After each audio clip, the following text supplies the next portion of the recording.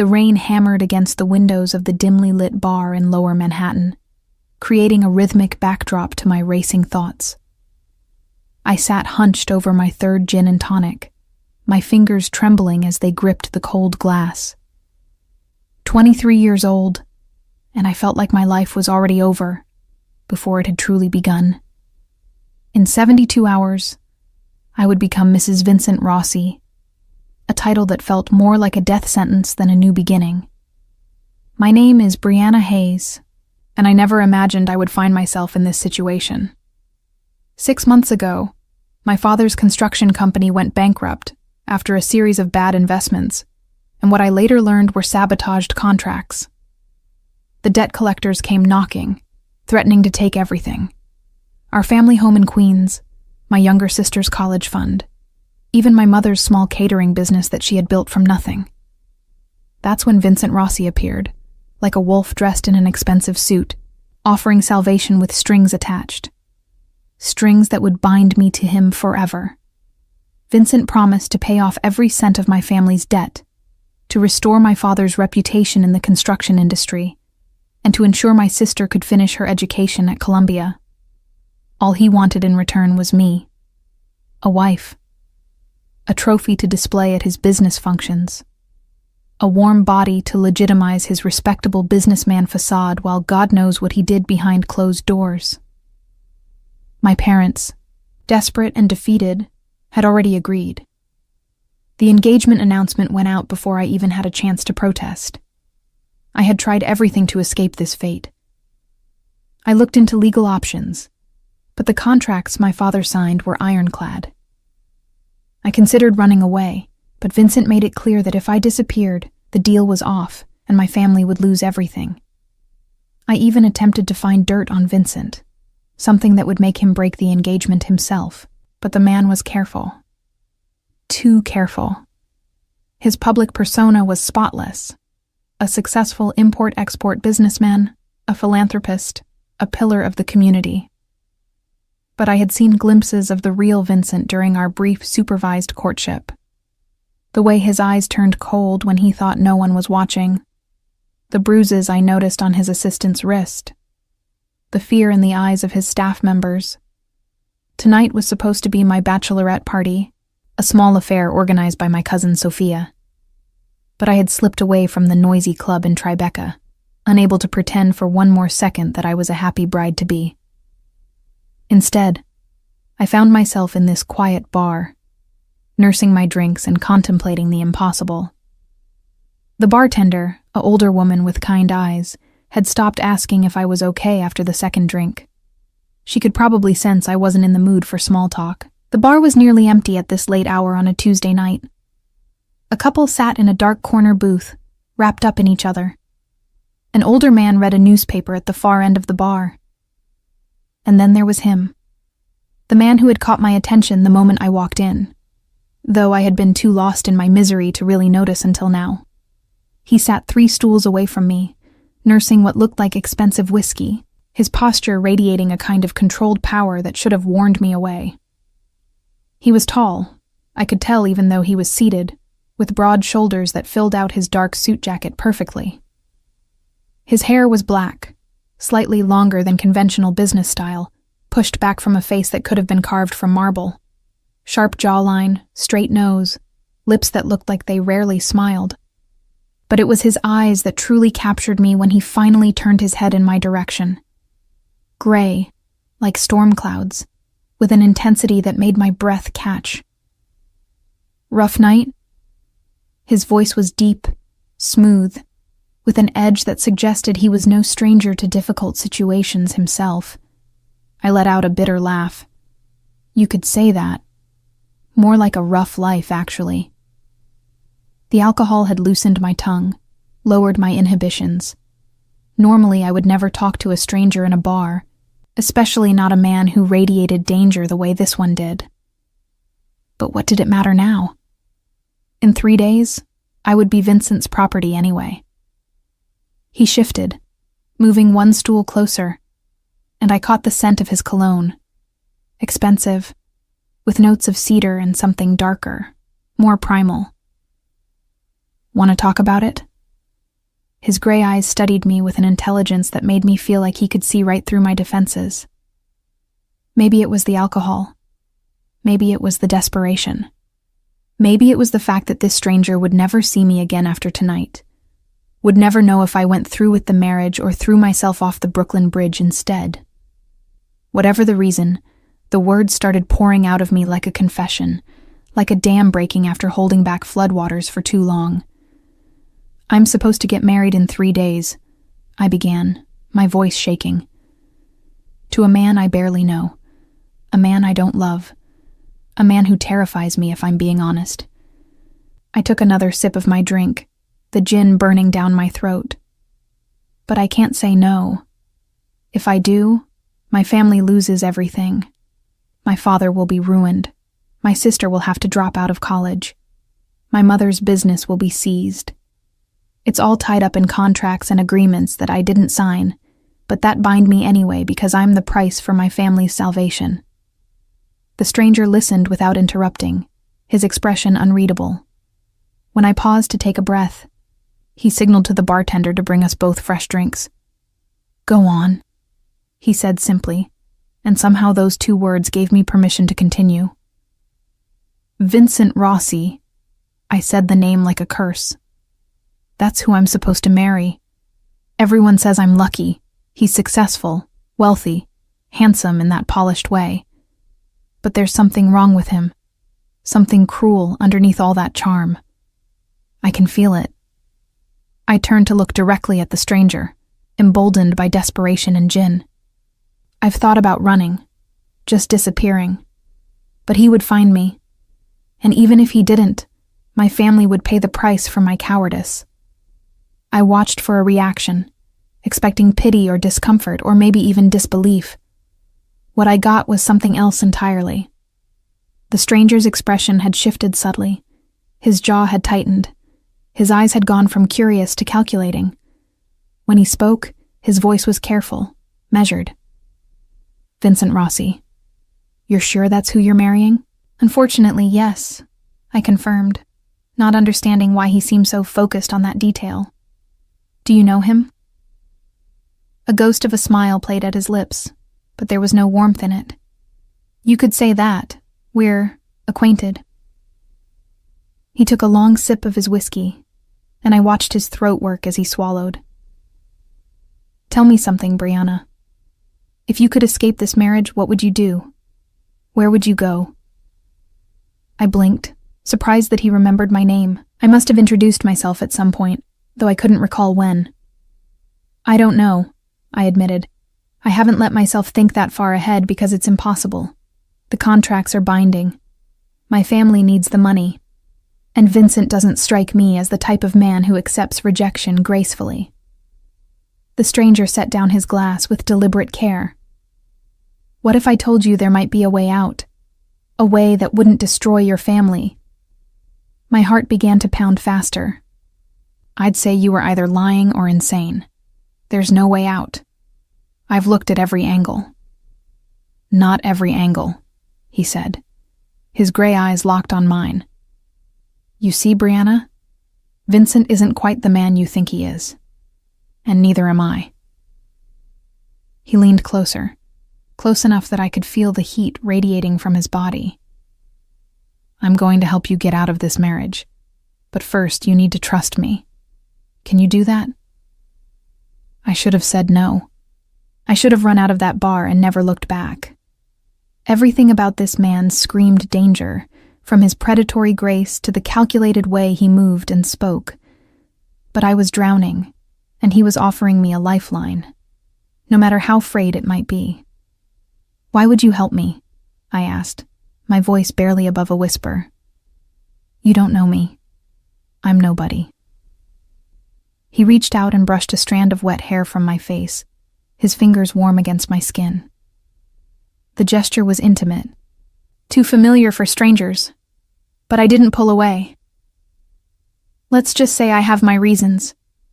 Reasons that have nothing to do with charity." His hand dropped back to his glass. "You have 2 choices, Brianna. You can walk out of here right now, go back to your bachelorette party, and marry Vincent Rossi in 3 days. Or you can come with me, and I'll show you a way out of this nightmare. But I need your answer now." I stared at him, at this dangerous stranger who somehow knew Vincent, who spoke with the confidence of someone who always got what he wanted. Every rational thought in my head was screaming at me to refuse, to go home, to accept my fate. But desperation makes people do irrational things. And sitting in that bar, with rain pounding against the windows and my future closing in around me like a prison, I made the most reckless decision of my life. "Okay," I whispered. "I'll come with you. I'll trust you." I met his gray eyes directly. "But I need to know one thing first. What's your name?" The stranger's smile widened, and for the first time, I saw genuine amusement flash across his features. He stood, offering me his hand, and I noticed how tall he really was, easily over 6 feet. When I placed my hand in his fingers closed around mine with a possessive warmth. "My name is Blake," he said, pulling me to my feet. "Blake Rossi. And the man you're supposed to marry? That's my younger brother." The world seemed to tilt beneath my feet. Vincent's brother. I had just poured out my heart to Vincent's brother. I had practically begged him to help me escape a marriage to his own family member. Horror, embarrassment, and a strange thrill of fear washed over me simultaneously. I tried to pull my hand back, but Blake held firm, his grip not painful but unyielding. "Don't panic," he said, his voice low and commanding. "This is a good thing, Brianna. Trust me. My relationship with Vincent is complicated. Let's just say I have reasons of my own for wanting to prevent this marriage." His thumb traced a circle on the back of my hand, a gesture that was both comforting and possessive. "Now come with me. We have a lot to discuss, and not a lot of time. Your bachelorette party is probably wondering where you went." Blake led me out into the rain-soaked streets of Manhattan, his hand never leaving the small of my back. A black car pulled up within seconds, as if it had been waiting, and a driver stepped out to open the door without a word. The efficiency of it all suggested this wasn't the first time Blake had made a quick exit from a situation. I slid into the leather interior, my wet clothes already soaking into the expensive upholstery. Blake followed, the door closing behind us with a solid thunk that felt like sealing me into a new chapter of my life. As the car pulled into traffic, I finally found my voice. "You're Vincent's brother. You're actually Vincent's brother." I couldn't stop repeating it, my mind struggling to process this revelation. "Why didn't you stop me? Why did you let me say all those things about him?" Blake poured 2 glasses of what looked like very expensive scotch from a built-in bar in the car. He handed me one, and I took it automatically, my hand still shaking. "Because I wanted to hear the truth. Vincent has always been good at presenting a certain image to the family. It's valuable to hear how he appears to the woman he's planning to marry." "Has always been?" I seized on his words. "So you know. You know what he's really like." Blake's expression darkened, the dim interior light of the car casting shadows across his sharp features. "Vincent and I have never seen eye to eye. We have different philosophies about how to conduct business and how to treat people. Our father favored him, groomed him for a certain role in the family enterprise. But I've always had concerns about my brother's methods and his character. There was something carefully diplomatic about the way he phrased it, like he was choosing his words with precision." "What kind of business are we talking about?" I asked, though part of me already suspected I didn't want to know the answer. Blake took a long sip of his scotch, studying me over the rim of the glass. "How much do you know about the Rossi family, Brianna?" "Just what Vincent told me. Import-export business, real estate investments, legitimate enterprises." But even as I said it, I heard the doubt in my own voice. "Technically true," Blake acknowledged. "We do have legitimate businesses. but the Rossi family has been involved in what some might call alternative enterprises for 3 generations. My grandfather started it all during Prohibition.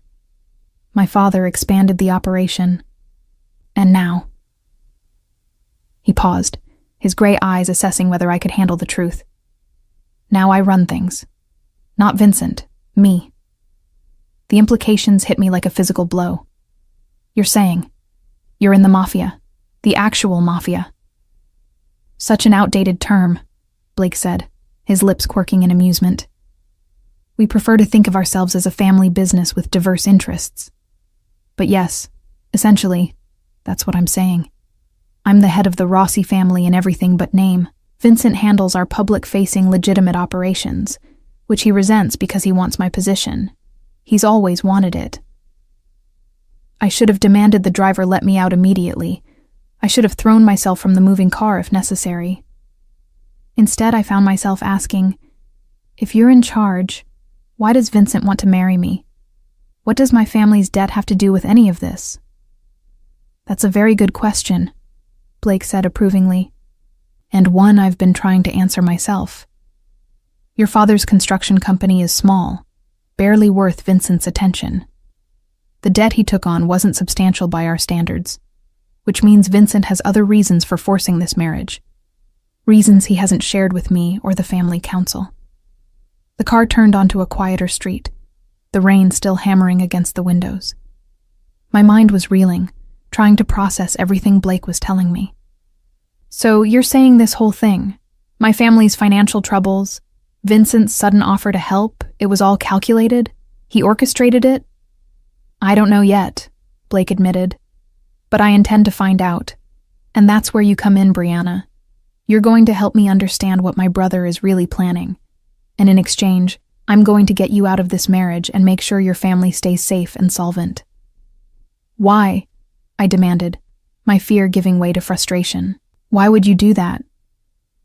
What's in it for you besides causing problems with your own brother? Blake leaned forward, his presence overwhelming in the confined space of the car. Because Vincent has been making moves lately, forming alliances without my approval, conducting business that puts our entire family at risk. This marriage of his is part of something bigger, and I need to know what. Plus, his voice dropped lower, more intimate. I don't approve of forced marriages. Call it a personal principle. The car pulled up to a tall building in Midtown, one of those sleek glass towers that housed expensive condos and penthouses. The driver opened the door, and Blake stepped out, offering me his hand again. I hesitated, knowing that if I took it, if I followed him inside, I was crossing a line I could never uncross. Where are we? I asked. My home, Blake replied simply. You'll stay here tonight, maybe longer, depending on how quickly we can work out a solution to your situation. You can't go back to your apartment. Vincent probably has people watching it. And you definitely can't return to your family's house. But my cousin Sophia, the bachelorette party, they'll worry. They'll call Vincent. Panic started to rise in my chest as the reality of what I was doing began to sink in. I'll handle it, Blake assured me, his voice calm and authoritative in a way that suggested he was used to handling crises. We'll say you weren't feeling well, that a friend took you home to sleep it off. No one will question it. Tomorrow, we'll figure out our next steps. I looked up at the building, its windows gleaming in the rain, each one probably worth more than my family's house. Then I looked at Blake, at this dangerous man who claimed he wanted to help me, who had his own reasons for interfering with his brother's plans. Every instinct told me I was making a terrible mistake. But what was my alternative? Go back to Vincent? Walk into that marriage with my eyes wide open to what he might be? I took Blake's hand and let him lead me inside. The lobby was all marble and modern art, the kind of place where doormen wore uniforms and knew better than to ask questions. Blake nodded to the security guard, who nodded back with the respect reserved for someone important, someone powerful. We took a private elevator that required a key card, and I watched the numbers climb. 20, 30, 40 floors up. Penthouse, I observed, my voice sounding small in the elevator's quiet. I like my privacy, Blake replied, and my view. When the elevator doors opened directly into his apartment, I understood what he meant. The space was enormous, all floor-to-ceiling windows that looked out over the Manhattan skyline. Even through the rain, the city sparkled like a jeweled tapestry. The apartment itself was decorated in dark, masculine tones, charcoal grays, deep blacks, rich wood, modern furniture that looked like it cost more than my college tuition, art on the walls that I suspected was original, not prints. "It's beautiful," I said, because I had to say something to fill the silence. Blake shrugged off his wet jacket, revealing the white shirt underneath that clung to his muscular frame. "It serves its purpose. Are you hungry? I can have food brought up." I realized I hadn't eaten since lunch, too anxious about the bachelorette party to keep anything down. "Maybe something light," I admitted. Blake pulled out his phone and made a call, speaking in rapid Italian that I couldn't follow. When he finished, he gestured for me to follow him deeper into the apartment. "The food will be here in 30 minutes. In the meantime, you should get out of those wet clothes. I'll show you to the guest room." He led me down a hallway to a spacious bedroom with its own bathroom. The bed looked like it could sleep 4 people comfortably, covered in crisp white linens. "There should be clothes in the closet that might fit you," Blake said. "I keep things on hand for guests." I wanted to ask what kind of guests required a full wardrobe in various sizes, but I bit my tongue. It wasn't my business. Blake moved to leave, then paused in the doorway. "Brianna, I need you to understand something. Once you're under my protection, that means Vincent can't touch you without consequences. It also means you need to follow my instructions. This situation is more dangerous than you realize." "I'm beginning to understand that," I said quietly. "But I need you to understand something too. I'm not a helpless victim. I'm desperate, yes, but I'm not stupid.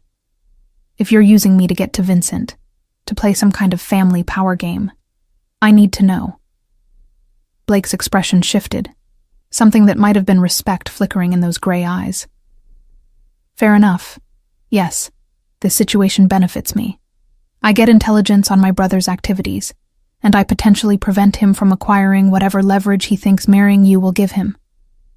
But make no mistake, Brianna, I meant what I said in the bar. I don't approve of forced marriages.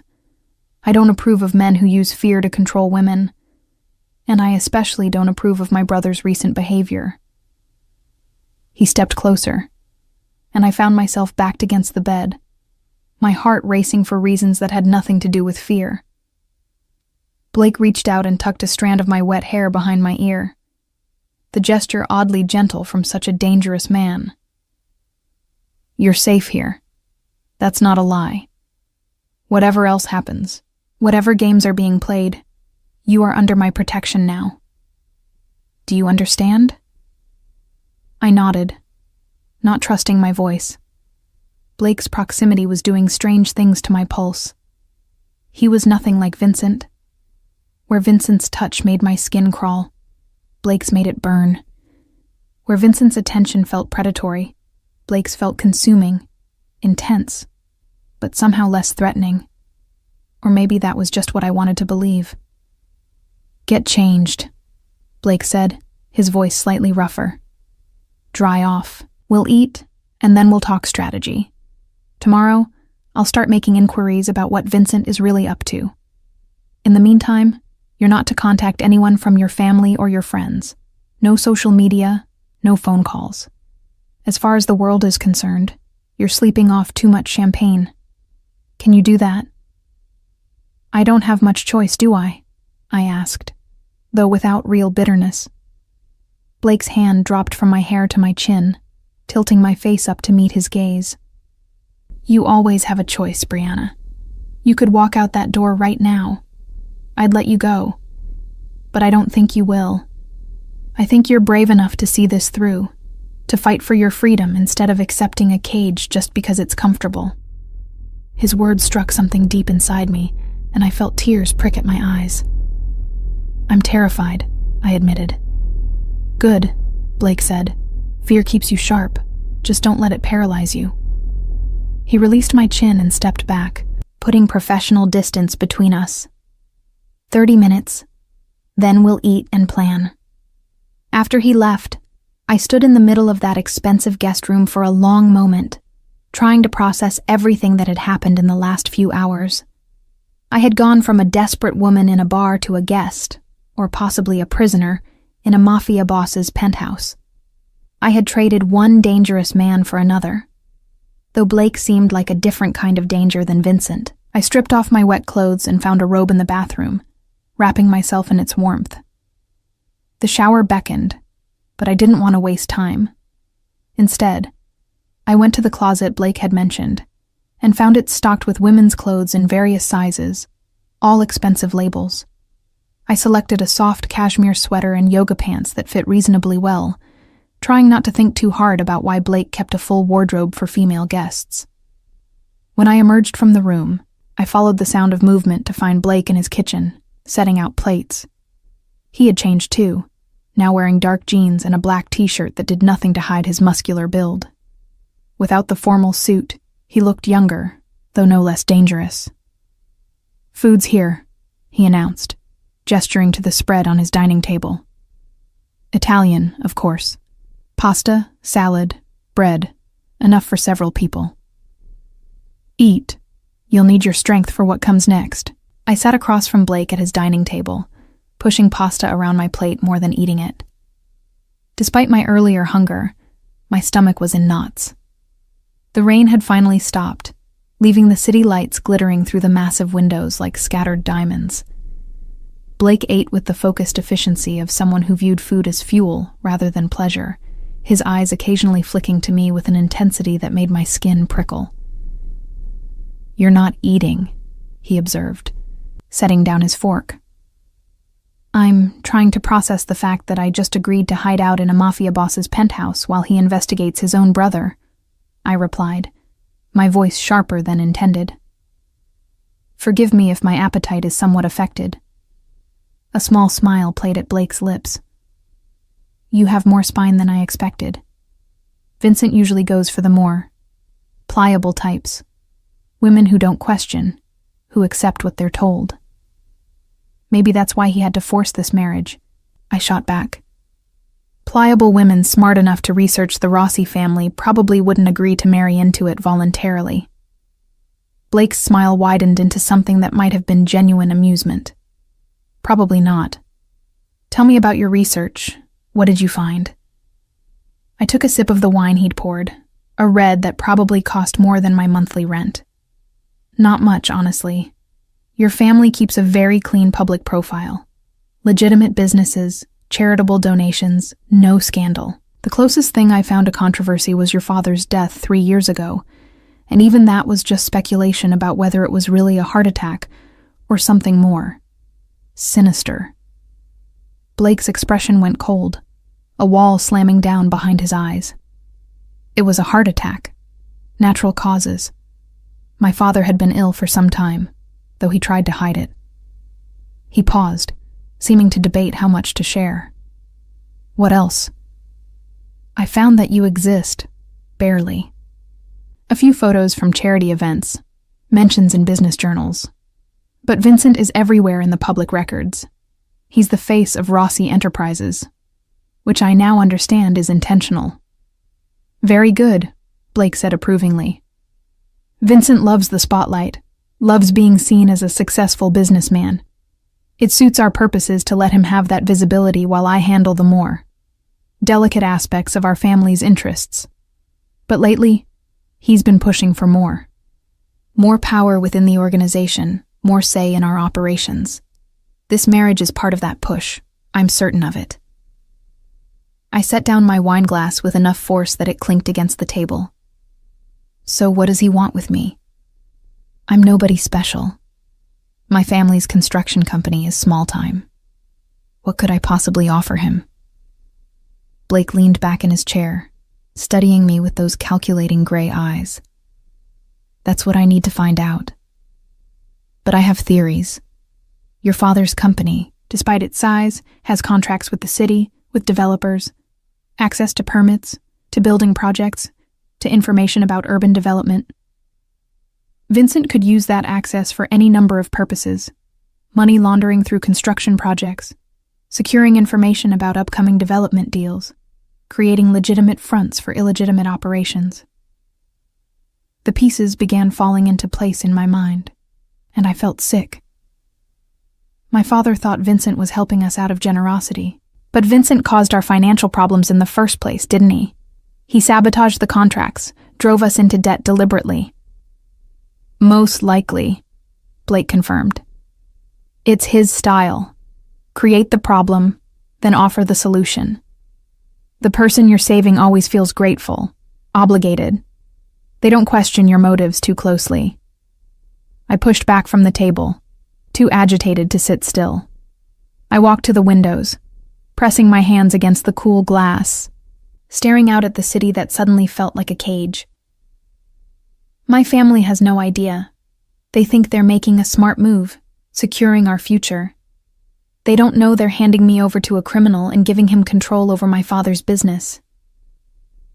I felt Blake's presence behind me before I heard him move. He was quiet for someone so large, predatory in his grace. They'll never have to know, he said softly. If we handle this correctly, your family's debt will be cleared. Their business will be secure, and you'll be free. Vincent won't be able to touch any of you. I turned to face him, finding him closer than I'd expected. In the dim light from the city, his features looked even sharper, more dangerous. How? How can you promise that? He's your brother. Won't there be consequences for interfering with his plans? There will be consequences, Blake acknowledged, but I'm willing to face them. Vincent has been crossing lines, Brianna. This marriage scheme is just the latest example. He's been conducting unauthorized deals, forming alliances with families that we've traditionally avoided, taking risks that put our entire organization in jeopardy. The council has been patient with him because he's family, because he's my brother. But patience has limits. The council? I asked. The family's ruling body. 5 members, including myself and Vincent. We make decisions collectively about major operations, about territory, about alliances and conflicts. Vincent has been circumventing the council's authority, acting independently. It's created tension. I processed this, my mind racing. So helping me escape this marriage isn't just about doing the right thing. It's about politics. Power. You're using this situation to undermine Vincent's position within your organization. Blake didn't deny it. I told you I had my own reasons, but that doesn't make my promise to protect you any less real. Sometimes the right thing to do aligns with strategic advantage. This is one of those times. I should have felt manipulated, used, and part of me did. But another part, a part I didn't want to examine too closely, was relieved. Blake's political motivations meant he had a vested interest in keeping me safe. Personal honor could be a fragile thing, but self-interest was reliable. What happens now? I asked. Do I just hide here until you figure out Vincent's real plan? For tonight, yes. Tomorrow, I'll start making inquiries. I have people who gather information, who can trace Vincent's recent activities. I'll also need you to tell me everything you can remember about your interactions with Vincent. Every conversation, every meeting, every time he said something that struck you as odd. Details matter. I nodded, exhaustion suddenly crashing over me. The adrenaline that had been keeping me upright was fading, leaving me hollow and shaky. I'm tired, I admitted. This has been the longest night of my life. Blake's expression softened slightly, a crack in his dangerous facade. Go to bed. We'll talk more in the morning. I'll be in my office making some calls, arranging things. If you need anything, I'm down the hall, last door on the right." I moved toward the hallway, then paused. "Blake? Thank you for helping me, even if it is for your own reasons. I'm grateful." He said nothing, just watched me with those unreadable gray eyes. I fled to the guest room, closing the door behind me and leaning against it as if I could physically block out the complicated, dangerous situation I'd gotten myself into. But sleep didn't come easily. I lay in that enormous bed, staring at the ceiling, my mind replaying the events of the night. Every time I closed my eyes, I saw Vincent's cold smile, remembered the fear that had been my constant companion since the engagement announcement. Then I would think of Blake, of the way he'd looked at me in the bar, the intensity of his focus. He was dangerous in a completely different way than Vincent. Vincent's danger was petty, cruel, personal. Blake's danger was vast, controlled, absolutely lethal if provoked. I must have eventually dozed off because I woke with a start to find early morning light filtering through the windows. For a disoriented moment, I didn't know where I was. Then memory crashed back. Blake's penthouse. The confession in the bar. The revelation about the Rossi family. I got up and showered, using the expensive products in the bathroom, trying to wash away the feeling of being trapped in a situation spiraling beyond my control. When I emerged, dressed in clothes from the mysterious guest closet, I found Blake in the kitchen making coffee. He looked like he hadn't slept at all, dark circles under his eyes, but otherwise alert and focused. "Morning," he said, pouring me a cup without asking. "We need to talk." That ominous phrase sent anxiety skittering down my spine. "What did you find out?" Blake gestured for me to sit at the kitchen island. He remained standing, his body language tense. "I made some calls last night, spoke to people I trust. Vincent has been busy. In the last 6 months, he's been meeting regularly with the Castellano family, specifically with Marco Castellano. Do you know who that is?" I shook my head. Should I? The Castellanos are our competitors, for lack of a better word. They control territory in New Jersey and parts of Brooklyn. We have an uneasy truce with them, established by my father before he died. Vincent meeting with them without authorization is a serious breach of protocol. "What kind of meetings?" I asked, though I wasn't sure I wanted to know the answer. "That's what I'm still trying to determine, but I have theories, and this is where your marriage comes in. Brianna, your father's construction company has been working on a major development project in Red Hook, a mixed-use complex, residential, commercial, with significant waterfront access. Do you know about this?" I frowned, trying to remember. Vaguely. Dad mentioned it months ago, said it was the biggest contract his company had ever landed. He was excited about it. Blake's jaw tightened. That property is in disputed territory. The Castellanos claim it falls under their influence, but technically, it's in an area we control. If Vincent is using your father's company as a vehicle to partner with the Castellanos on this development, he's essentially handing them a foothold in our territory. In exchange, I'm guessing, for their support in challenging my leadership. The implications made my head spin. So this marriage, my family's debt, all of it was just to gain control of my father's business, to use it as some kind of peace offering to your rivals. "More than that," Blake said grimly. "Marriage creates legal complications. As Vincent's wife, you would have certain rights, certain access to family information and resources. If something were to happen to Vincent, you'd be entitled to his portion of the business. And if something were to happen to me..."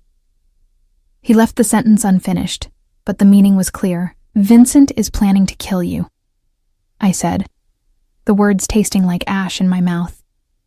"He's going to use the Castellano alliance to stage some kind of coup, take over the family, and he wants me married to him for legitimacy, to show that he has normal, stable relationships.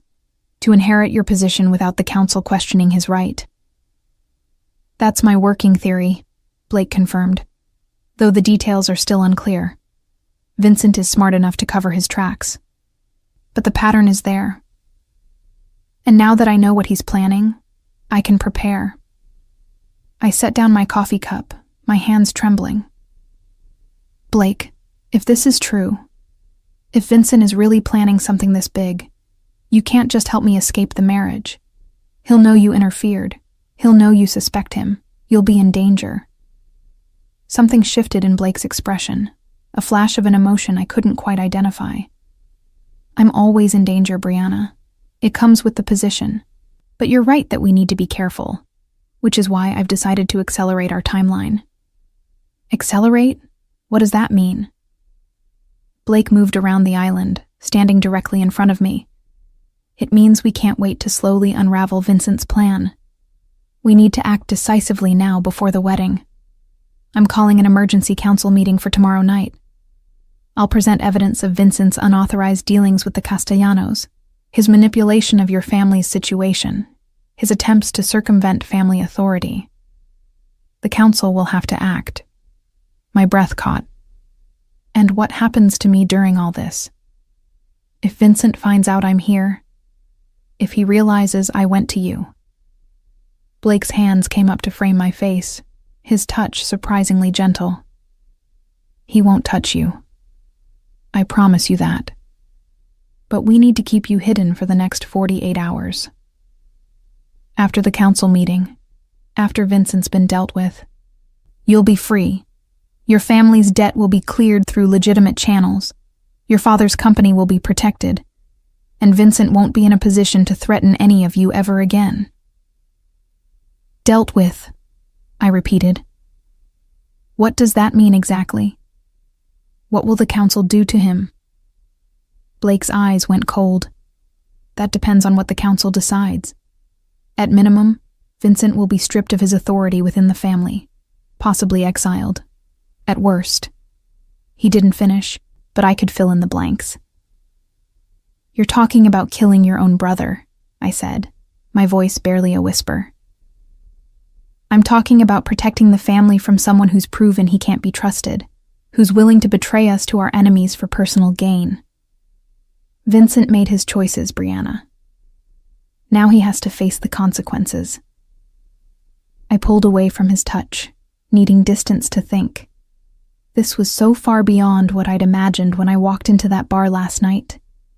I'd been looking for an escape from an unwanted marriage, not to become the catalyst for a Mafia power struggle that might end in fratricide. Maybe I should just marry him, I heard myself say. Maybe that's safer for everyone. My family stays protected, Vincent gets what he wants, and you don't have to go to war with your own brother. Blake crossed the distance between us in 2 strides, his hands gripping my shoulders.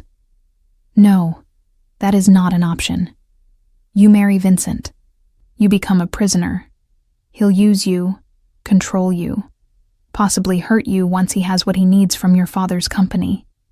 And you'll be trapped because divorce isn't something the Rossi family accepts easily. Is that what you want? To spend the rest of your life with a man who terrifies you? No, I admitted, tears burning my eyes. But I don't want anyone to die because of me either.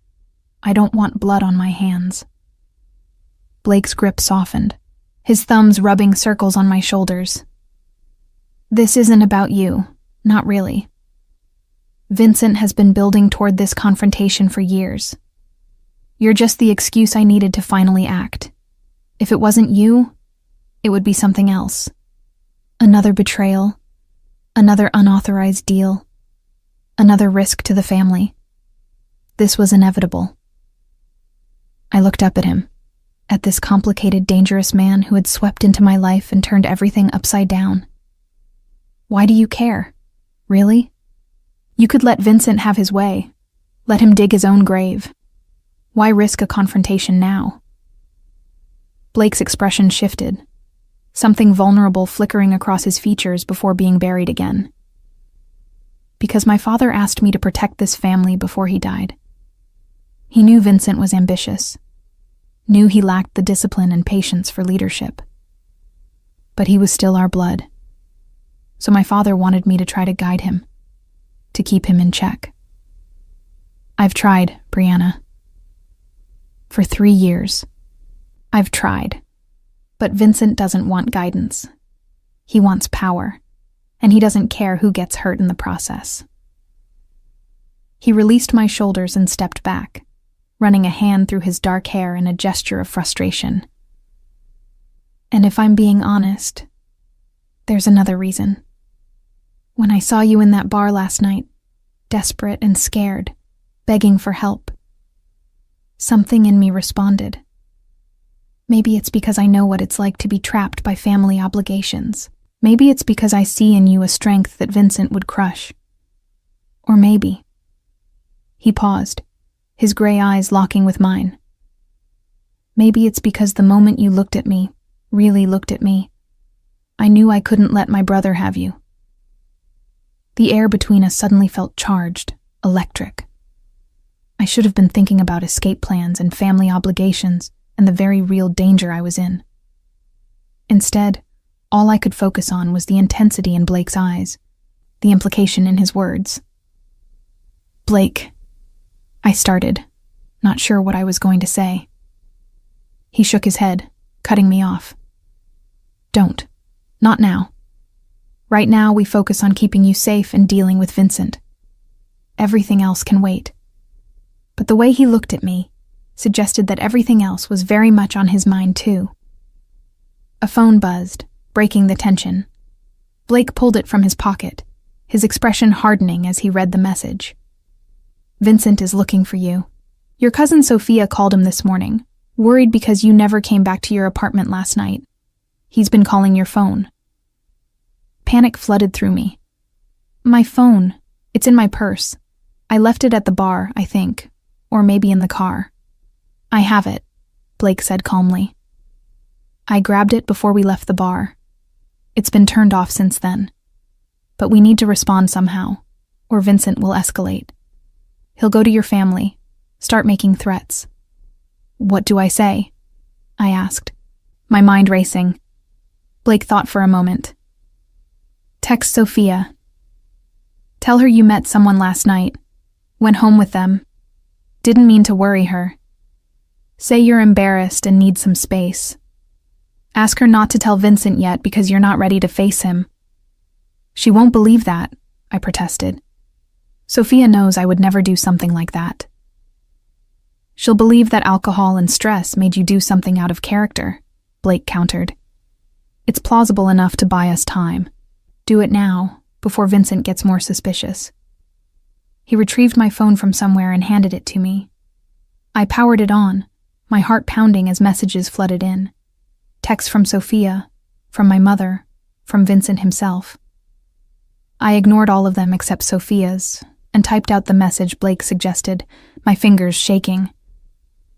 Sent, I said, showing him the screen. Good. Now turn it off again. We can't risk Vincent tracking your location. Blake took the phone back. For the next 2 days, you stay here. Don't go near the windows where someone could see you from another building. Don't answer the door. I'll have food and anything else you need brought up. Can you do that? I nodded, feeling like a prisoner even though Blake insisted I was a guest. And you? What will you be doing? Preparing for the council meeting, gathering evidence, securing support from the other members, making sure when I present Vincent's betrayals, there's no doubt about what needs to be done. He moved toward the hallway, clearly intending to get started immediately. Blake, I called after him. He stopped, turning back. What if the council doesn't side with you? What if they choose Vincent? His smile was cold, predatory. They won't. I've been preparing for this possibility since my father died. Vincent thinks he's been clever, building his alliances in secret. But I've known about most of his moves all along. I've just been waiting for him to go far enough that the council would have no choice but to act. Your situation gave me the final piece I needed. After he left, I stood in that enormous kitchen, surrounded by luxury and danger in equal measure. I had less than 48 hours until the council meeting that would decide Vincent's fate. 48 hours trapped in this penthouse with Blake, the man who had promised to save me, but who carried his own darkness, his own capacity for violence. I thought about my family, oblivious to the storm that was brewing. I thought about Vincent, who had orchestrated my family's downfall just to trap me in a marriage for his own political gain. And I thought about Blake, complicated and dangerous, who looked at me like I was something precious, even as he planned to destroy his own brother. I had wanted to escape my fate.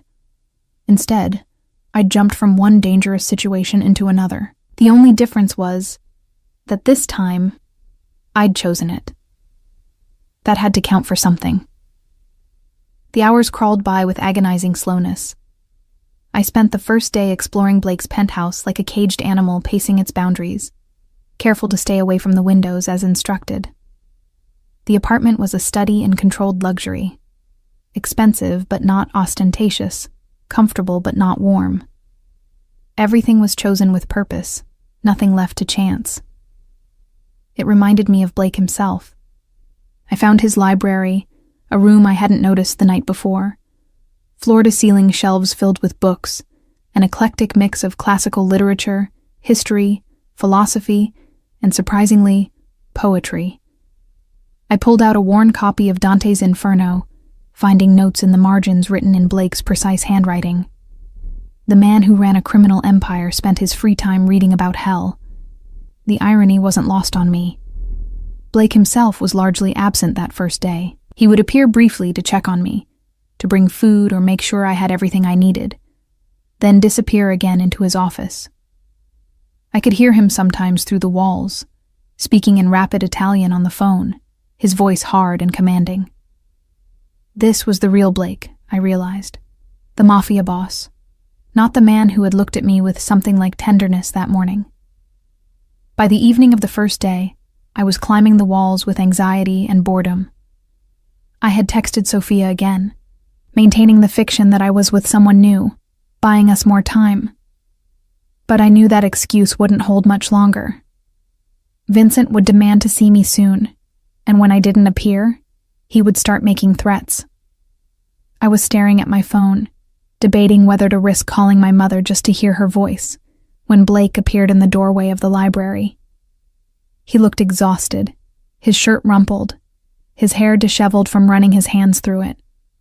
But his eyes lit up slightly when he saw me curled up in his reading chair. "Finding everything you need?" he asked, leaning against the doorframe.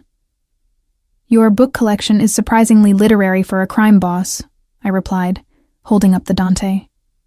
A small smile played at his lips. My father believed that a man who only understands violence is a dangerous fool. He made sure Vincent and I had a classical education: Latin, Italian, literature, philosophy. He wanted us to understand power in all its forms, not just the barrel of a gun. "And did Vincent appreciate these lessons?" I asked, though I suspected I knew the answer. Vincent learned what he needed to get our father's approval, then forgot most of it the moment the old man died. He has no patience for nuance, for history, for anything that doesn't immediately serve his ambitions. Blake pushed off from the doorframe and walked into the library, pouring himself a drink from the bar cart in the corner. "Whiskey." I shook my head. I need to keep my wits about me. "Wise," Blake acknowledged. He settled into the chair across from mine, his long legs stretched out. For a moment, he just looked at me, and I felt that electric awareness again, the pull that had been simmering between us since the bar. "How are the preparations going?" I asked, trying to focus on the practical rather than the way his eyes seemed to darken when he looked at me. "The council meeting is set for tomorrow night. I've presented the preliminary evidence to 2 of the council members, Marcus and Giuseppe. They're old guard, loyal to my father's memory. They're disturbed by what I've shown them about Vincent's activities. The other 2 members will be harder to convince, but I'm confident. Confident that they'll what? Strip Vincent of his position? Exile him? I couldn't bring myself to say the other possibility. Blake took a long sip of his whiskey. The council will do what's necessary to protect the family. Vincent's alliance with the Castellanos is treasonous by our standards. The fact that he was willing to manipulate and force an innocent woman into marriage for his schemes only makes it worse. But there's another complication. What complication? Dread pooled in my stomach. Vincent has accelerated his timeline. He must suspect something because he's pushing to move the wedding up. Instead of 3 days from when you disappeared, he wants it to happen tomorrow afternoon. He's telling your family it's because he can't wait any longer, that he's too in love to follow the original plan. I felt the blood drain from my face. Tomorrow? But the council meeting isn't until tomorrow night. If he marries me before then. It complicates everything, Blake finished grimly. As your husband, Vincent would have certain legal protections, certain rights. It would be much harder to move against him. Which is exactly why he's doing this. He knows I'm on to him. How could he know? We've been so careful. Blake's expression darkened. I have my suspicions. One of my people may have talked, or Vincent has better intelligence than I gave him credit for. Either way, we need to adjust our plans. I stood up, too agitated to sit still. What does that mean? What are you going to do? Blake rose as well, setting down his glass. I'm going to make sure you don't marry my brother, whatever it takes. Blake, you can't just kidnap me. Vincent will know it was you. He'll use it against you with the council. Let him try, Blake said, his voice cold. I've been playing by the rules, Brianna. Being patient, trying to build an airtight case. But if Vincent wants to force the issue, then I'll force it right back. The council meeting happens tomorrow night as planned. But you won't be at that wedding tomorrow afternoon because you'll be here, with me, where Vincent can't touch you. And my family? What happens when I don't show up? Vincent will blame them. He'll hurt them. My voice rose with panic. Blake crossed the distance between us, his hands gripping my arms. I've already taken steps to protect your family. I have people watching your parents' house, your sister's dorm, your father's business. Vincent won't be able to get to them without my knowing. And after tomorrow night, after the council strips him of his power, he won't be a threat to anyone. I wanted to believe him. I wanted to trust that Blake had everything under control, that his plans would work. But I also knew how dangerous Vincent could be, how cunning. What if something goes wrong? What if Vincent doesn't go to the council meeting? What if he just takes his Castellano allies and comes after you directly? Then I'll handle it, Blake said simply, as if discussing a minor business inconvenience rather than a potential war. You could die, I said, my voice breaking. Vincent could kill you, and it would be my fault. I should never have gone to that bar. I should never have told you about the marriage. I should have just... Blake's mouth crashed down on mine, cutting off my spiral of self-recrimination. For a shocked moment, I froze, my mind unable to process what was happening. Then my body took over, responding to the heat and intensity of his kiss with a hunger I didn't know I possessed. His hands moved from my arms to my waist, pulling me flush against him. I wound my fingers into his hair, that thick, dark hair I'd been wanting to touch since I first saw him. The kiss was nothing like the chaste, obligatory kisses Vincent had given me during our engagement. This was consuming, demanding, a claiming that made my knees weak. Blake walked me backward until my back hit the bookshelf, his body pinning me in place. He kissed like he did everything else, with complete focus and devastating effectiveness. When he finally pulled back, we were both breathing hard, my lips swollen, his eyes almost black with desire. This is a terrible idea, I gasped, even as my hands fisted in his shirt, keeping him close. The worst, Blake agreed, his forehead resting against mine. You're my brother's fiancée. You're under my protection. I should be keeping you at a professional distance. His thumb traced my bottom lip. But I stopped being professional the moment I saw you in that bar, looking like you were drowning and needed someone to save you. I don't need saving, I protested weakly, though my body was betraying me, arching into his touch. I know, Blake said, and there was something like admiration in his voice. That's what makes you dangerous. You're not a victim, Brianna. You're a fighter who was temporarily backed into a corner. That strength, that fire, it calls to something in me. His mouth found mine again, slower this time, but no less intense. I knew I should push him away, should maintain some distance until the situation with Vincent was resolved. But I'd spent months being afraid, being controlled, being forced into a future I didn't want. Kissing Blake felt like rebellion, like reclaiming some piece of myself that Vincent had tried to steal. When we finally broke apart again, reality crashed back in. Blake, we can't. Not like this. Not while everything is so uncertain. He stepped back, running a hand through his hair in that gesture of frustration I was coming to recognize. You're right. I'm sorry. That was inappropriate, given the circumstances. Don't apologize, I said quickly. I kissed you back. I wanted it. But we need to focus on surviving the next 24 hours. After that, if we're both still alive and Vincent is no longer a threat, then maybe. Maybe, Blake echoed, his gray eyes holding mine with an intensity that made promises he wasn't voicing. The spell was broken by Blake's phone buzzing. He pulled it out, his expression hardening as he read the message. Vincent is at your parents' house. He's demanding to know where you are. Your mother is trying to stall him, but he's getting aggressive. Fear spiked through me. We have to do something. He'll hurt her. He won't, Blake said with absolute certainty. My people are there. If Vincent so much as raises his voice too high, they'll intervene. But I think it's time to play our hand. I'm going to call Vincent directly. Let him know you're under my protection. That will start a war, I said. The war started the moment Vincent decided to betray the family, Blake countered.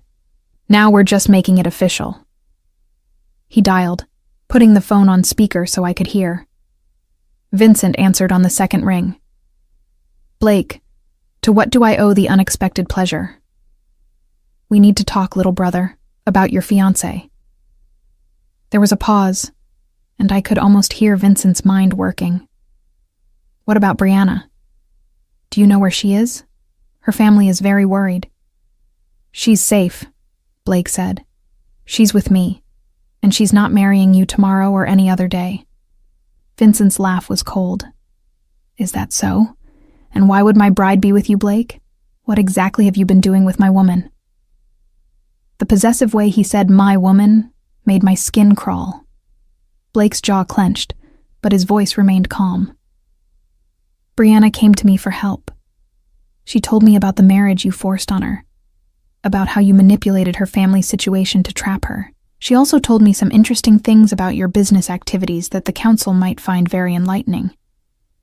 I see, Vincent said, his tone going dangerous. So my dear brother has been playing White Knight. How noble. But I wonder if Brianna knows what kind of man she's run to. Did you tell her about the blood on your hands, Blake? Did you tell her about the people you've killed? The families you've destroyed? At least with me, she knew what she was getting. She knows enough, Blake replied. And she's made her choice. The engagement is off, Vincent. Your scheme to use her father's company as a bridge to the Castellanos is over. Tomorrow night, you'll answer to the council for your unauthorized dealings. Vincent's laugh turned genuinely amused. Oh, Blake, you always were too confident in your position. You think the council will side with you over me?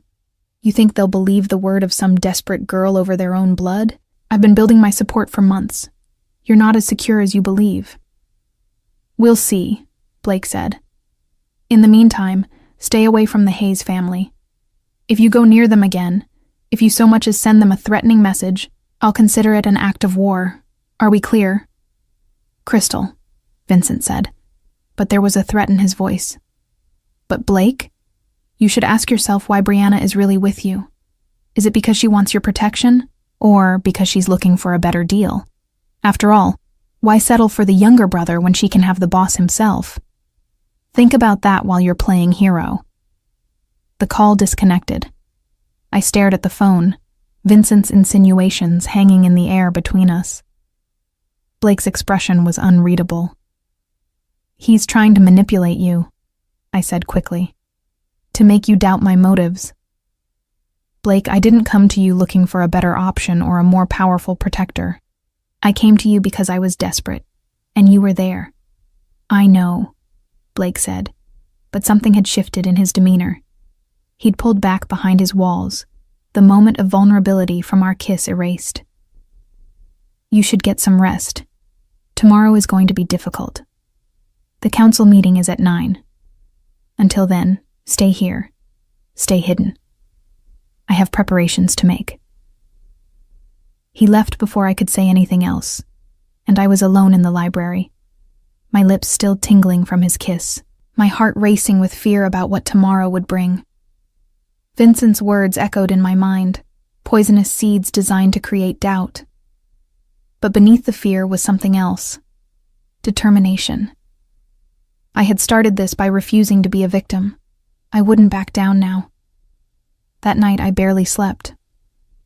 I lay in the guest bed, listening to the sounds of the city, thinking about Blake somewhere else in the apartment, thinking about Vincent and the wedding that was supposed to happen tomorrow, thinking about my family and how they must be terrified, confused by my disappearance, thinking about the council meeting that would decide all of our fates.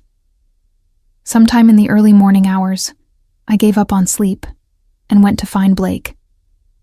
I discovered him in his office, surrounded by papers and files, his laptop open to what looked like financial records. He looked up when I appeared in the doorway, his eyes bloodshot with exhaustion.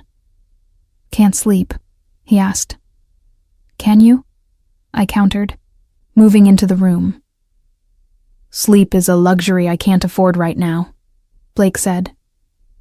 He gestured to the papers spread across his desk. "I'm documenting everything for the council. Every unauthorized transaction, every meeting with the Castellanos, every piece of evidence that Vincent has been planning to betray the family. It needs to be airtight." I came around the desk to look at the documents. Financial transfers, phone records, surveillance photos. Blake had been collecting evidence for months, maybe years. This confrontation had been building long before I entered the picture. "You would have done this eventually," I said. "Even without me. Even if Vincent hadn't tried to force this marriage." "Probably," Blake admitted. "But you gave me the final push I needed. The courage to actually act instead of just watching and waiting." I reached out and took his hand, feeling the calluses on his palm, the strength in his fingers. "Whatever happens tomorrow, I want you to know I'm grateful. Not just for protecting me, but for seeing me as a person, not a pawn. Vincent never did that." Blake stood, pulling me closer. "Brianna, after tomorrow, after this is all over, I want to do this right. Court you properly, give you the choice to be with me or not, without any of this pressure or danger." "And if I choose not?" I asked, though my heart was already giving him the answer. "Then I let you go," Blake said simply. "No strings, no obligations. You and your family will be safe and free regardless. I need you to know that. My protection isn't conditional on anything." I rose on my tiptoes and kissed him, soft and sweet, a promise for the future if we survive to see it. "Let's get through tomorrow first. Then we can talk about what comes next." Tomorrow came too fast. I woke to find Blake already gone. A note on the kitchen counter saying he had an early meeting with council members Giuseppe and Marcus to finalize strategy. The apartment felt emptier without him, more like a cage than ever. Outside the windows, the city went about its business, unaware that today would determine my fate and possibly spark a war within the Rossi family. I forced myself to eat breakfast, though everything tasted like cardboard. My phone, which Blake had allowed me to turn on briefly to check messages, was flooded with increasingly frantic texts from my family. My mother begging me to call her. My sister confused and worried. My father demanding to know what was happening. And Vincent, his messages evolving from concern to angry, to coldly threatening as the hours passed. "Brianna, I don't know what game you're playing, but it ends now. Your family needs you to do the right thing. Don't make me take steps I'd rather avoid." I showed Blake the message when he returned mid-morning, his expression grim. He'd been up all night, I could tell, but there was a sharp focus in his eyes, a predatory readiness. "He's desperate," Blake said, reading Vincent's threat. "Good. Desperate men make mistakes." He pulled me close, his arms wrapping around me in a protective embrace that felt both comforting and possessive. "In 6 hours, this will all be over. The council meets at 9. By midnight, Vincent will no longer be a threat to you or anyone else. What will they do to him?" I asked against his chest, breathing in his scent. "That depends on what the council decides. Exile is the most likely outcome. Possibly imprisonment in one of our secure facilities until he can be trusted not to retaliate." Blake's voice hardened. "Or if they determine his betrayal warrants a more permanent solution, then that." Death. He meant death. I should have been horrified, but all I felt was a numb acceptance. Vincent had orchestrated my family's ruin, forced me into an engagement, and planned to use me as a pawn in his bid for power. Whatever happened to him now, he'd brought on himself. "I want to be there," I said suddenly, pulling back to look at Blake. "At the council meeting. I want to face Vincent myself, tell them what he did to my family." Blake shook his head immediately. "Too dangerous.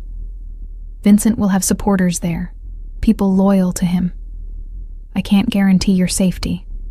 "Then don't," I said firmly. "I'm tired of hiding, Blake, tired of being protected like I'm fragile. Vincent made me a part of this when he destroyed my family's business and forced that engagement. I have a right to face him." Blake studied me for a long moment, his gray eyes searching mine. Finally, he nodded slowly. "All right, but you stay by my side the entire time, and if things get violent, you do exactly what I say. Agreed?" "Agreed." The hours until the meeting crawled by in agonizing slowness. Blake made me eat lunch, made me rest, made me promise again that I would follow his lead at the council meeting. As evening approached, he laid out clothes for me. A simple black dress that was elegant but not provocative. Low heels I could run in if necessary. When I emerged dressed, Blake was in a perfectly tailored suit, looking every inch the Mafia boss he was. "You look beautiful," he said, his voice rough. "And brave. Whatever happens tonight, Brianna, I want you to know that meeting you changed something in me. Reminded me that there are still things worth fighting for beyond power and territory." I crossed to him and straightened his tie, a domestic gesture that felt surreal given the circumstances. "Win tonight, Blake. Protect your family. Protect mine. Then we'll figure out what comes next for us." He kissed me, deep and claiming, a promise, and a goodbye just in case. Then we left the penthouse together, heading toward a confrontation that had been building for years. The council meeting was held in a private dining room of an Italian restaurant in Little Italy, a place that had been Rossi family territory for 3 generations. Blake's driver dropped us at a back entrance, and we were escorted through the kitchen by men with cold eyes and visible weapons. The restaurant had been closed for the evening, the only people inside those connected to the family. The council room was dominated by a long table where 5 chairs sat. Blake led me to his seat at the head of the table, positioning me slightly behind him. The other council members were already arriving. Giuseppe, an elderly man with sharp eyes who'd known Blake's father. Marcus, younger but with a brutal scar across his face. Elena, the only woman on the council, beautiful and dangerous. And Salvatore, who looked nervous, his eyes darting around the room. And then Vincent arrived. My ex-fiancé looked immaculate in a gray suit, his dark hair perfectly styled, his smile charming as he greeted the council members. But when his eyes found me standing behind Blake, his expression turned to ice. "Brianna," he said, his voice dripping false concern. "Thank God you're safe. When you disappeared, I was so worried. Your family has been beside themselves." "She's exactly where she needs to be," Blake said before I could respond, his voice hard. "Under my protection, away from your manipulation." Vincent's smile turned sharp. "Is that what she told you? That she needs protection from me?" "Brother, I think you've been deceived. Brianna and I had a small disagreement before the wedding. Pre-wedding jitters, nothing more. She ran to you to make me jealous, and you fell for it." "Liar," I said, stepping forward, my voice steady despite my racing heart. "You destroyed my family's business deliberately to force me into marrying you. You manipulated my father's contracts, created the debt that trapped us. This was never about love or even desire. It was about using my father's company as a bridge to the Castellanos." Vincent's mask slipped for just a moment, rage flashing in his eyes before he controlled it. "Wild accusations. You have no proof." "I have all the proof we need," Blake said, spreading documents across the council table. Financial records showing Vincent's manipulation of Hayes Construction's contracts, photos of his unauthorized meetings with Marco Castellano, testimony from our own people about Vincent's plans to cede Red Hook territory in exchange for Castellano support in challenging my leadership. The council members leaned forward, examining the evidence with grave expressions. Giuseppe's face darkened with anger. Marcus's scar seemed to whiten against his skin. Only Salvatore looked uncomfortable, and I suddenly understood. He was Vincent's ally on the council. "This is a coup," Vincent said, his voice rising. "Blake has been planning to remove me for years, and now he's using this girl as an excuse. Everything I've done has been for the family's benefit. The Castellano alliance would have expanded our territory, increased our profits." "At what cost?" Blake demanded, "giving them a foothold in our core territory? Marrying a woman you deliberately trapped to legitimize your plans? Conducting deals without council approval? You've violated every principle our father established." "Our father," Vincent spat, "who gave you everything while I had to fight for scraps. You inherited his position, his respect, his power. All I wanted was a chance to prove myself, to show I could lead just as well as the precious heir." The raw bitterness in his voice made everything clear. This wasn't about business or territory. It was about two brothers and decades of rivalry and resentment that had finally exploded into something that couldn't be contained. Giuseppe stood, his voice carrying the weight of authority. "We've heard enough. Vincent Rossi, you are charged with conducting unauthorized business with rival families, manipulating civilians for personal gain, and planning to betray family territory. How do you plead?" Vincent's face was a mask of barely controlled rage. "I did what needed to be done. Blake has been too cautious, too soft. The family needs a leader who isn't afraid to take risks." "You're not charged with being ambitious," Elena said coldly. "You're charged with betrayal. Answer the question. Guilty or not guilty?" Vincent's eyes swept the room, landing on Salvatore, who wouldn't meet his gaze. He'd lost, and he knew it. If doing what was necessary for this family's survival is betrayal, then yes, I'm guilty. Blake stood. "The council will vote, all in favor of stripping Vincent of his position and authority within the family." Giuseppe voted yes immediately. Marcus followed. Elena's yes was decisive. Salvatore hesitated, then slowly raised his hand. Vincent had no support left. "The vote is unanimous," Blake said. "Vincent, you are hereby removed from all positions within the Rossi family business." You will be escorted to a secure facility where you will remain until we determine you're no longer a threat. Your assets are frozen, your contacts severed. Do you have anything to say?" Vincent looked at me then, really looked at me, and I saw beneath the rage to something more dangerous: obsession.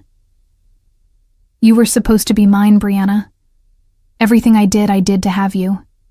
And now my brother gets what I wanted. Always. Every time." "I was never yours," I said firmly. "I was never anyone's to be taken or owned. That was your first mistake." Vincent lunged across the table toward me, but Blake moved faster. His fist connected with Vincent's jaw with a sickening crack, sending his brother sprawling. Security guards materialized from the shadows, hauling Vincent to his feet. "Take him," Blake ordered. As they dragged Vincent away, still struggling, he screamed threats and curses that echoed through the restaurant. When the doors finally closed behind him, silence fell over the council room. Giuseppe approached Blake, clasping his shoulder. "Your father would be proud. You did what had to be done." Blake nodded, his expression unreadable. "What about the Castellanos? They'll retaliate for losing their inside connection." "Let them try," Marcus growled. "We'll remind them why the Rossis have held this territory for 3 generations." The council members filed out, leaving Blake and me alone in the room. I could see the weight of what he'd done settling on him. He'd just destroyed his own brother, however necessary it had been. "Blake," I said softly, taking his hand. He pulled me into his arms, holding me so tightly I could barely breathe.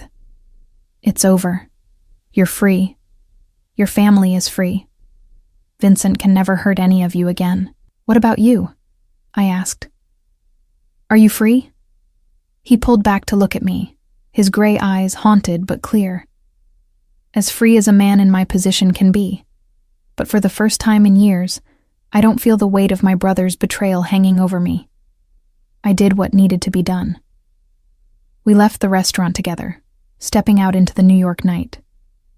Blake's driver was waiting, but I hesitated before getting in the car. "What happens now?" "To us, I mean?" Blake cupped my face in his hands. "Now I court you properly. No danger, no forced circumstances. Just you and me, if that's what you want. You're free to choose, Brianna. Stay with me or walk away. Either way, you and your family are protected. The debt is cleared. Your father's business is secure." I thought about everything that had happened since I walked into that bar 3 days ago. The fear, the danger, the impossible choices. But I also thought about Blake. The way he'd protected me, believed in me, seen me as a partner rather than a possession. The way his kiss made me feel alive after months of feeling trapped. "I choose you," I said simply. "Not because I need protection, or because I'm grateful. I choose you because you showed me I was worth fighting for. And because when I'm with you, I'm not afraid anymore. I'm powerful." Blake's smile was like sunrise breaking through storm clouds. He kissed me there on the street, with his world watching, claiming me publicly in a way that left no doubt. When we finally broke apart, he whispered against my lips, "Then let's go home. Our home. Together." 3 months later, I stood in Blake's penthouse, our penthouse now, watching snow fall over Manhattan. So much had changed since that desperate night in the bar when I'd begged a stranger to save me from a forced marriage. I'd saved myself, really, with Blake as my ally rather than my rescuer. My family's debt had been cleared through Blake's legitimate business channels.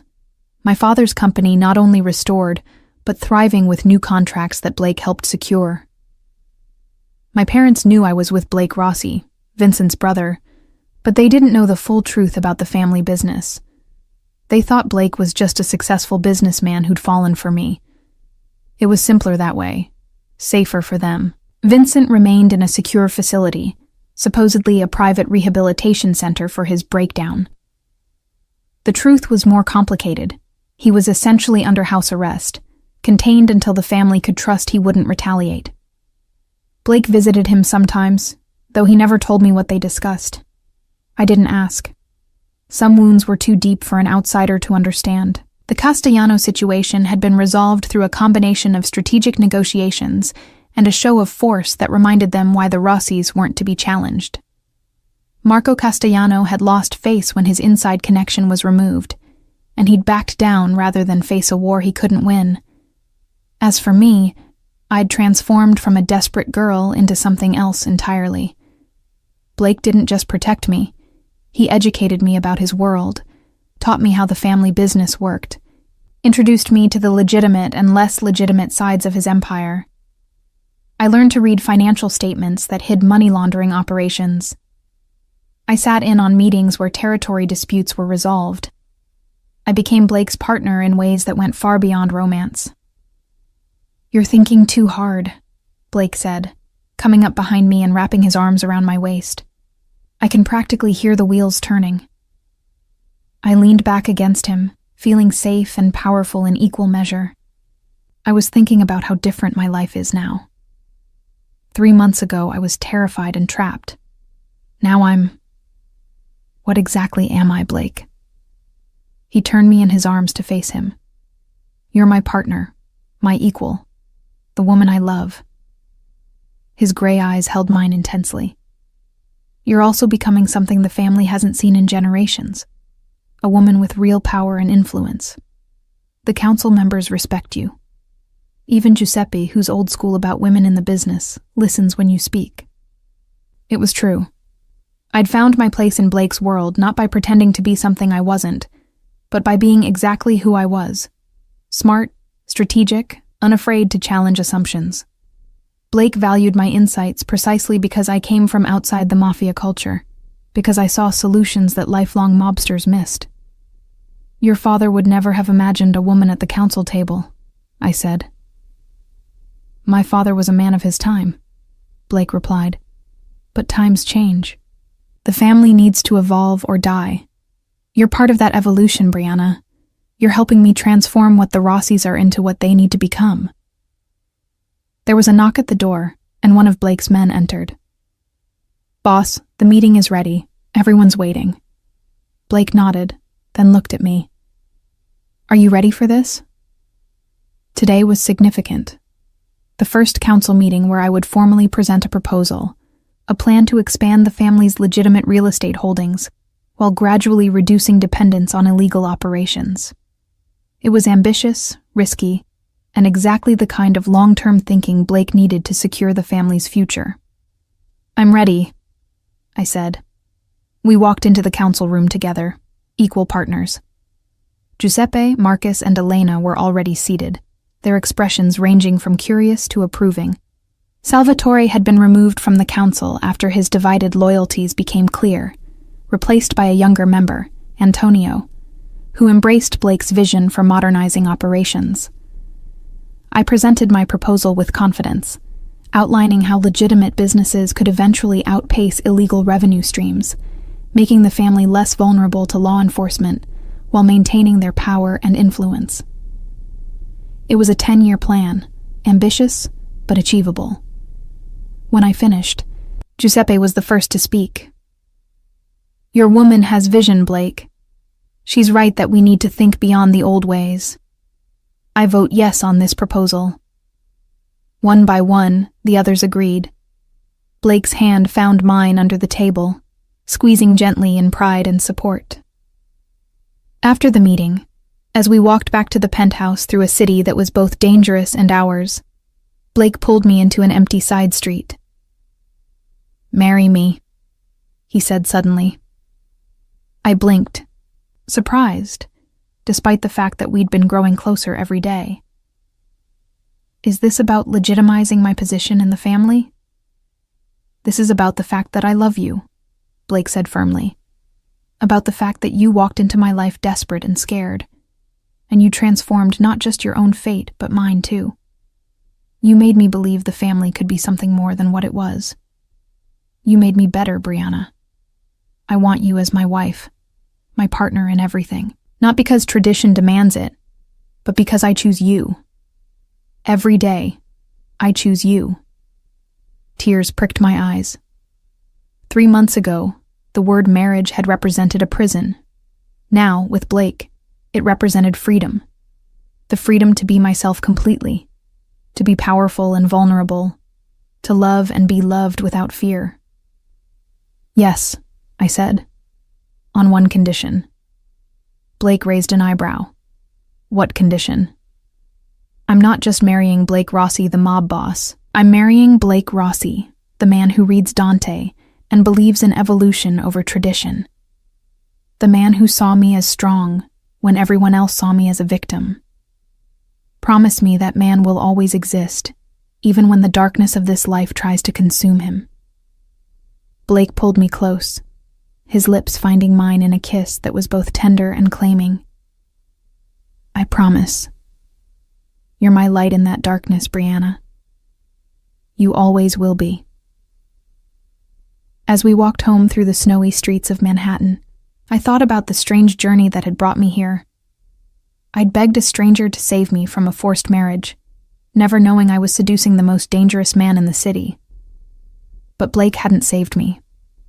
Instead, he'd given me the tools and support to save myself, to transform from victim to victor.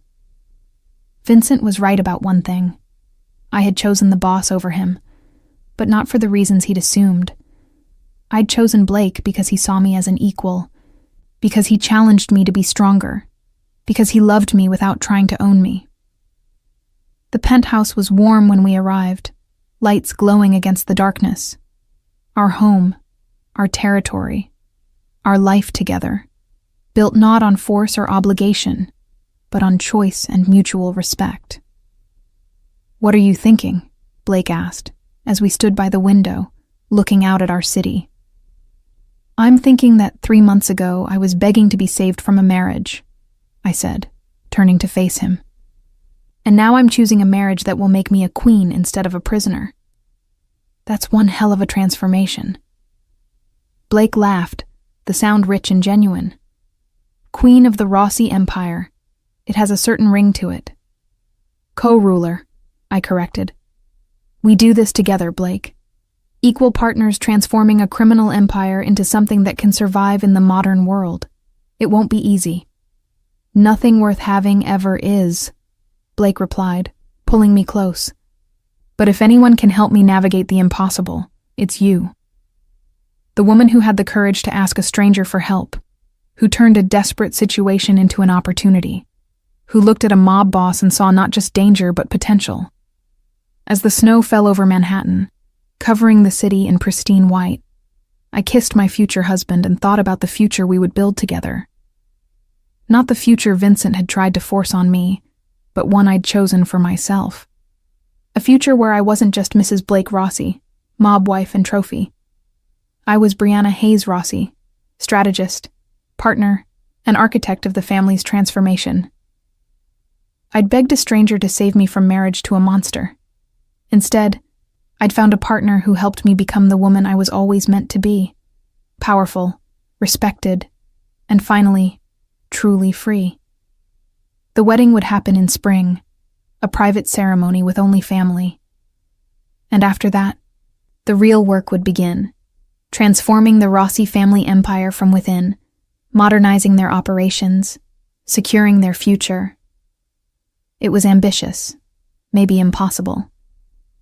But as Blake's arms tightened around me, and I looked out at the city we would rule together, I knew we could do it. After all, I'd survived Vincent's manipulation, helped bring down his coup, and earned the respect of one of New York's most dangerous families. If I could do all that in 3 months, imagine what I could accomplish in a lifetime.